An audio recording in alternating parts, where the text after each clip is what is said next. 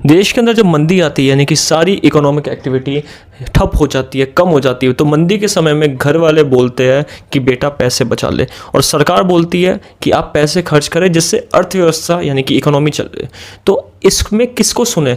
दोनों सही है। यहाँ पे अपने पॉइंट ऑफ व्यू से अगर देखें, घर वाले भी सही है और यहाँ पे सरकार भी सही है। तो इस पॉइंट को समझने के लिए आज हम एक कंसेप्ट को समझते हैं जिसका नाम है पैराडॉक्स ऑफ थ्रिफ्ट।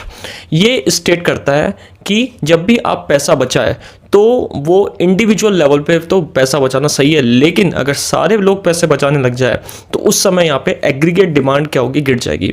इससे नेशनल इनकम गिरेगी और जो टोटल सेविंग है वो सारी यहाँ पर लो रहेगी इनकम गिरने के कारण। तो इस वीडियो में हम जानते हैं कि पैराडॉक्स ऑफ थ्रिफ्ट क्या होता है। पैराडॉक्स ऑफ थ्रिफ्ट ये होता है कि अगर आपने अकेले पैसे बचाए तो आपका इकोनॉमी पे कोई फर्क नहीं पड़ेगा इंडिविजुअल लेवल पे, लेकिन अगर कलेक्टिव लेवल पे पैसे बचाएंगे तो वहाँ पर बहुत बड़ा इम्पैक्ट पड़ेगा और पूरी इकोनॉमी यहाँ पे ठप पड़ेगी। इसलिए यहाँ पर लॉजिक आपका और देश का लॉजिक दोनों अलग अलग होना चाहिए। अगर आपके दुकान पे कस्टमर नहीं है तो दुकान वाला कमा नहीं पाएगा, और कस्टमर जब नहीं आएंगे दुकान वाला कमा नहीं पाएगा, तो दुकान वाला जो खर्च करता है वो भी नहीं कर पाएगा आगे फ्यूचर के अंदर, और इस तरीके से पूरी इकोनॉमिक इम्पैक्ट पड़ेगा। अब इसका साइकिल कैसे पड़ता है? साइकिल जो बिगड़ता है वो 5 तरीके से बिगड़ता है। इसका एक एग्जांपल लेते हैं। जैसे आपने पिज़्ज़ा दिया, पिज़्ज़ा कहाँ से दिया? पिज़्ज़ा आपने लिया डोमिनोज से। अब आप पिज़्ज़ा लेना बंद कर देते हैं तो डोमिनोज की सेल गिरेगी। डोमिनोज के अंदर जब सेल गिरेगी तो उन्होंने वहाँ से जो लड़के थे काम करने वाले उनको निकाल दिया। अब उनके पास नौकरी नहीं है। वो लड़के फ़ोन खरीदने वाले थे, अब फ़ोन नहीं खरीदेंगे। मोबाइल शॉप जो होगी फ़ोन ना बिकने के कारण बंद होगी। मोबाइल वाला क्या करेगा?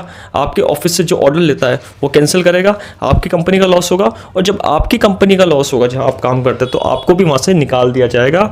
और जब आप बचने चले तो खुद ही आप बेरोजगार यानी कि अनएम्प्लॉयमेंट हो जाओगे। और इसी को हम क्या कहते हैं? पैराडॉक्स ऑफ थ्रिफ्ट कहते हैं।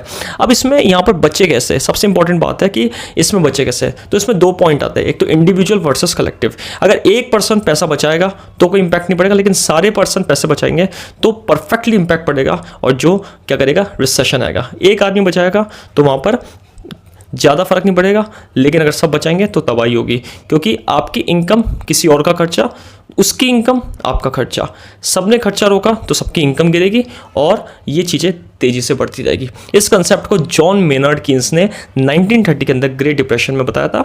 अब इसका सॉल्यूशन क्या है? इसमें सबसे इंपॉर्टेंट है कि इसमें गवर्नमेंट का रोल आ जाता है। इसलिए जो रिसेशन के टाइम पे सरकार खुद खर्च करती है, bridge, road, free ration, tax को कम करना, इससे पैसा घूमेगा, इकोनॉमी चलेगा, और फिर आपको बोला जाएगा कि आप खर्च करें, और फिर आप धीरे धीरे खर्च करना चालू करेंगे। That impact economy